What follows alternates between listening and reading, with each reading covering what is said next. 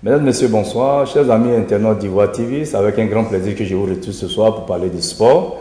Moi, c'est Ibrahim Bamba. Je reçois pour vous, pour cette émission de ce soir, un grand spécialiste de la maison, une ancienne gloire du football ivoirien, du nom de Seydou Diabaté, qui a fait le beau jeu du stade d'Abidjan, du Sacramento Sport de Bandoukou et du Stade Sport de Bouna, qui est avec nous ce soir, avec lequel nous allons commenter tous les matchs des éliminatoires de la Coupe du Monde Brésil 2014, qui va se jouer de l'autre côté, c'est-à-dire sur le continent américain.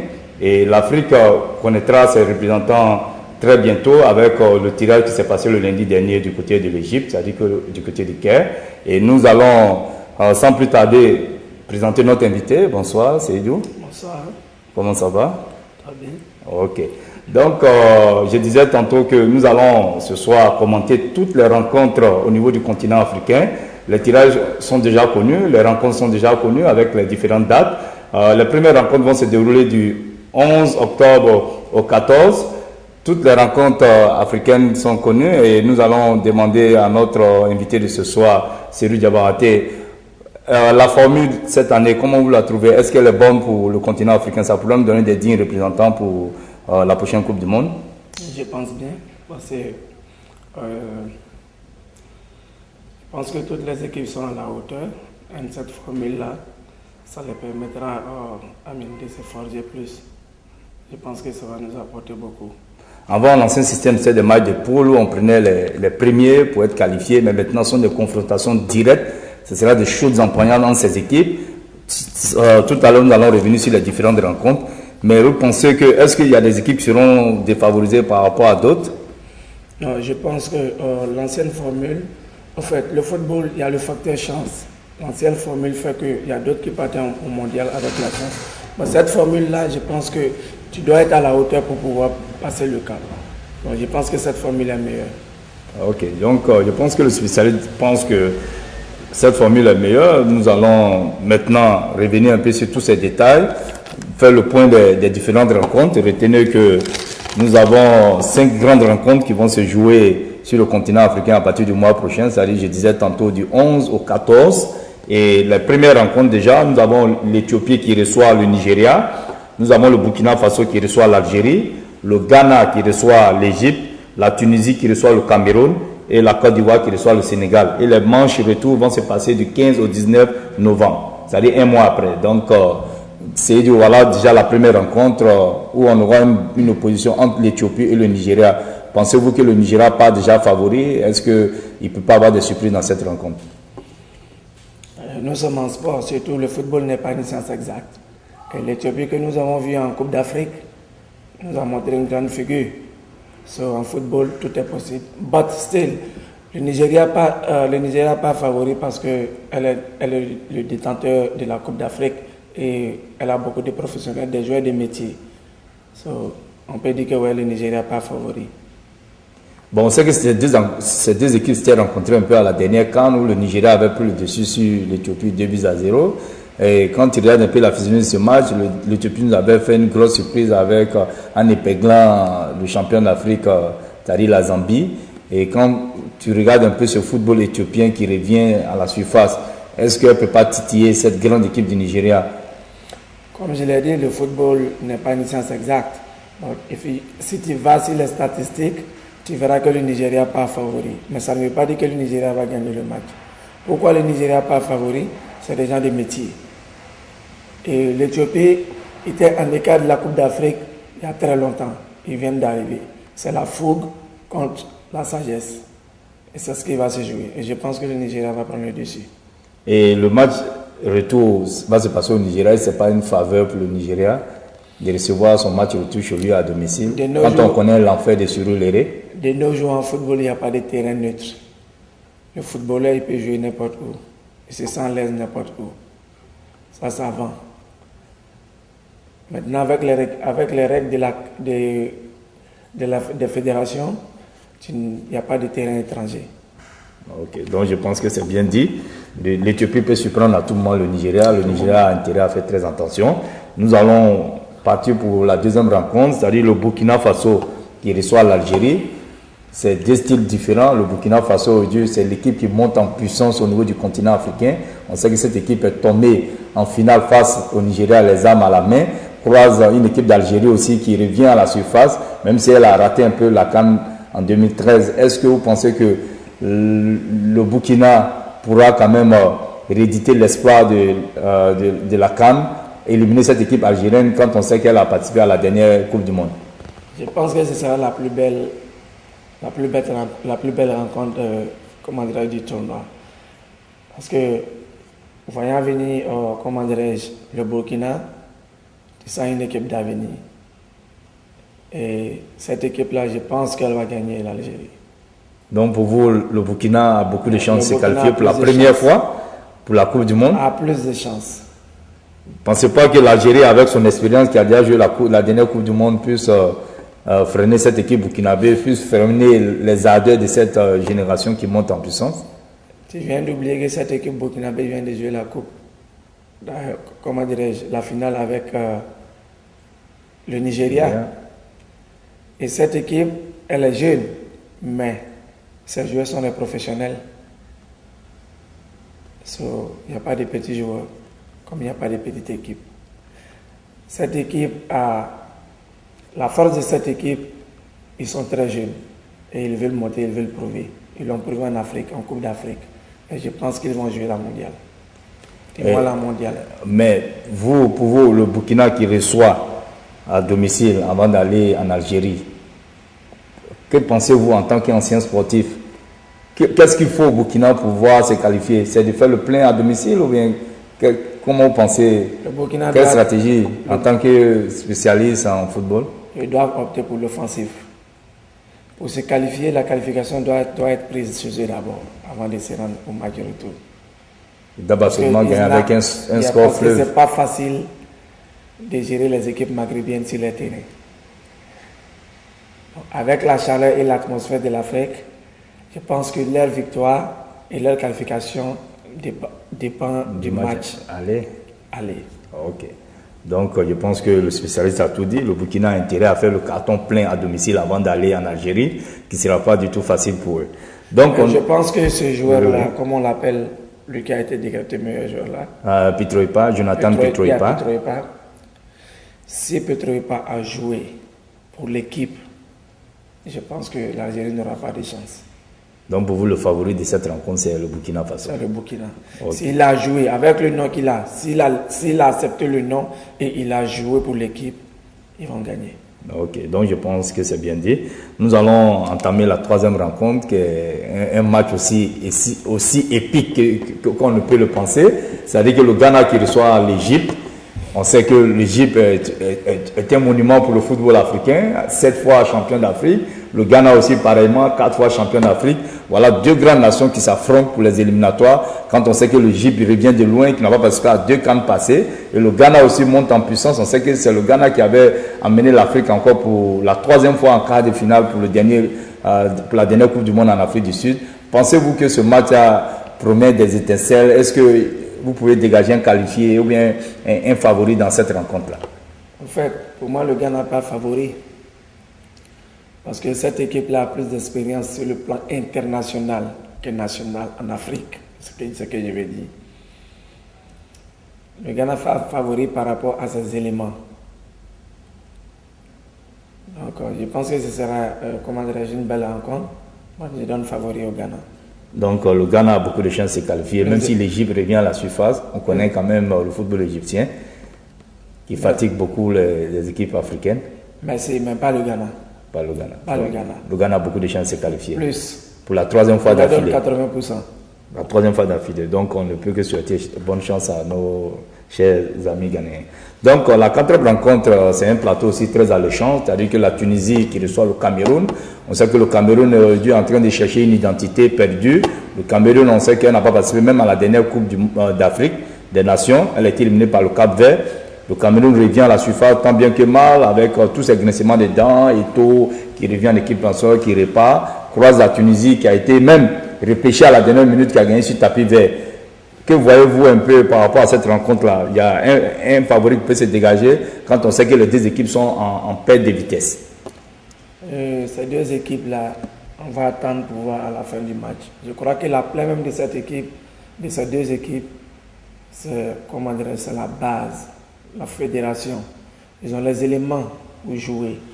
Mais si la fédération ne tient pas compte de ce qu'ils font, l'équipe ne peut pas aller devant. Le Cameroun, ils ont des bons joueurs.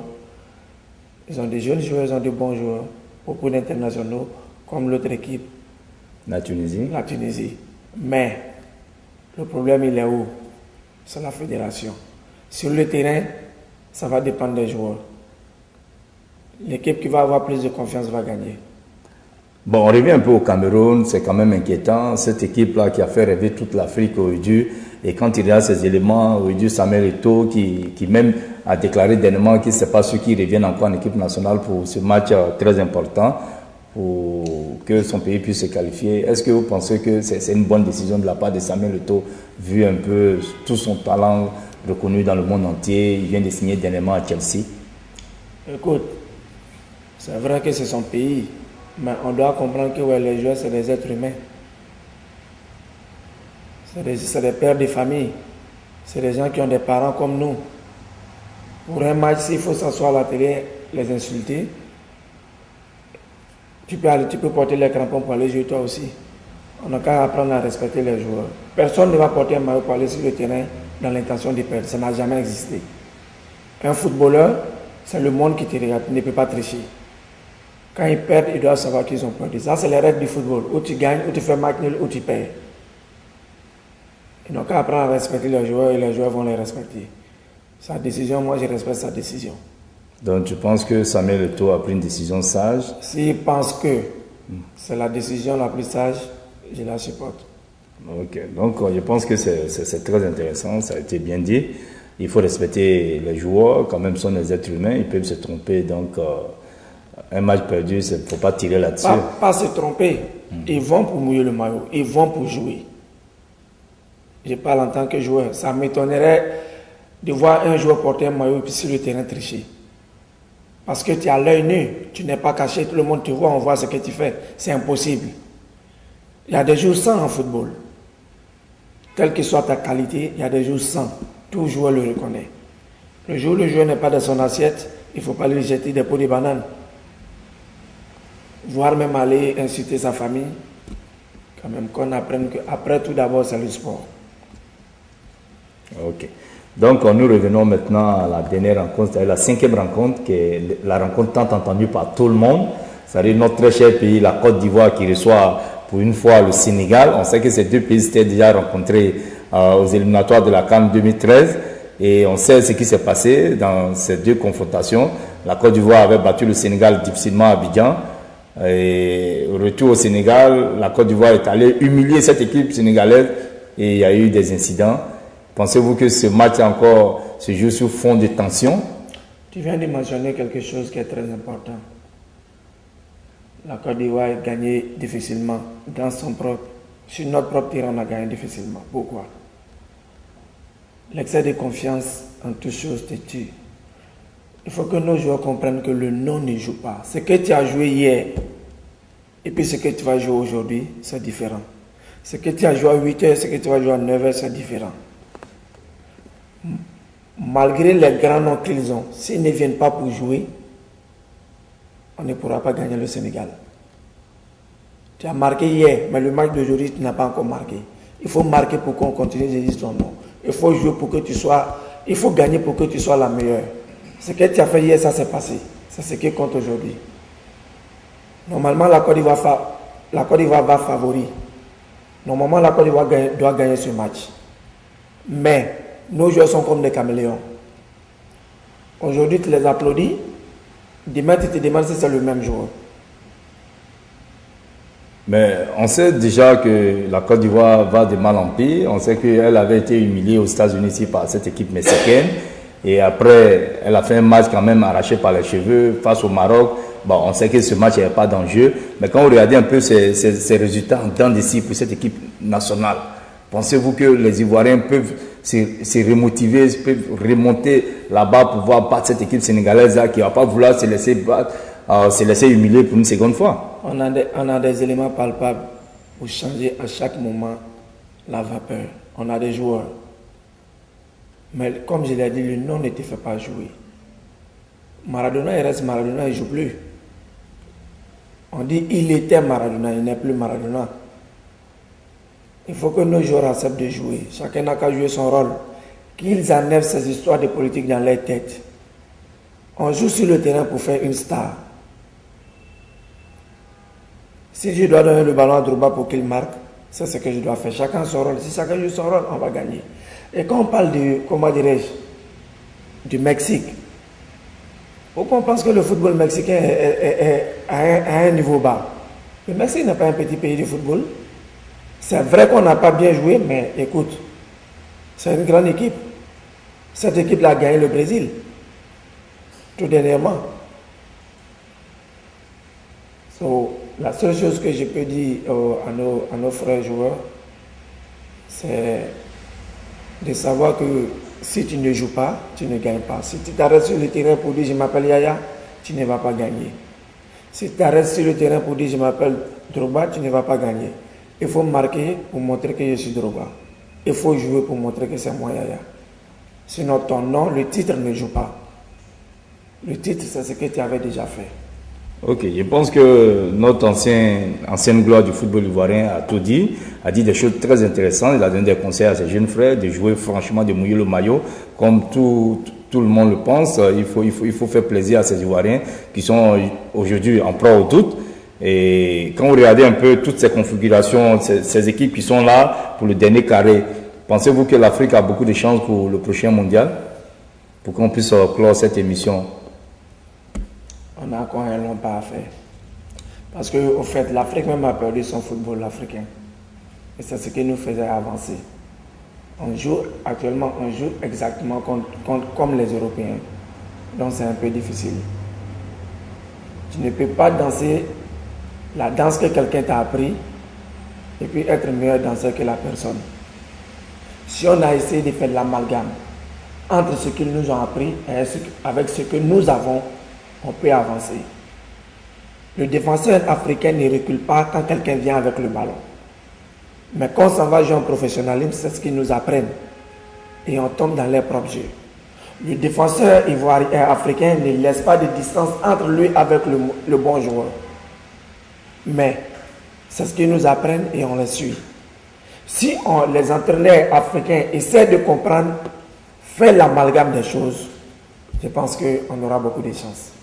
Beaucoup de chances, comme vous avez dit. On sait que cette équipe camerounaise nous avait démontré ça dans les années 90. Merci. Avec un football jouer très à 8 et gagner l'Argentine avec Diego Maradona sur le terrain. J'appelle ça le football africain. Donc, je pense que notre spécialiste a tout dit. Il faut un amalgame, il faut nos vraies valeurs africaines ajouter un peu à ce que l'Europe nous a appris pour que l'Afrique puisse avoir, pourquoi pas, un champion du monde. On prie Dieu pour tous ces représentants-là, pour qu'il y ait des vrais champions, des vrais qualifiés, pour que l'Afrique puisse avoir des dignes représentants pour la prochaine Coupe du Monde, c'est-à-dire qu'au niveau du Brésil, la Coupe du Monde 2014. Donc, on ne peut que souhaiter bonne chance à toutes ces équipes. Retenez que ces matchs vont se jouer du 11 au 14 octobre prochain. Donc, tous ceux qui aiment le football sont priés de se fier à cette date-là pour qu'on puisse voir des belles rencontres au niveau de l'Afrique. Je rappelle toutes ces rencontres-là. Nous avons l'Éthiopie qui va recevoir le Nigeria, le Burkina Faso qui reçoit l'Algérie, le Ghana qui reçoit l'Égypte, la Tunisie jouera contre le Cameroun et la Côte d'Ivoire, notre très cher pays, reçoit le Sénégal pour un match très épique, un duel de l'Afrique de l'Ouest. Et nous attendons tous pour voir un peu ce que ça va donner. Nous souhaitons bonne chance à nos éléphants de Côte d'Ivoire. Sur ce, je pense que nous allons clore cette émission. Merci à tous ceux qui nous avaient suivis. Merci à tous nos amis internautes. Je vous lance un coucou. Merci et on se retrouve très bientôt, si Dieu le veut. Bye bye. Vous l'avez découvert ici. Encore un hit que vous avez découvert. Ivoire TV. Ivoire TV.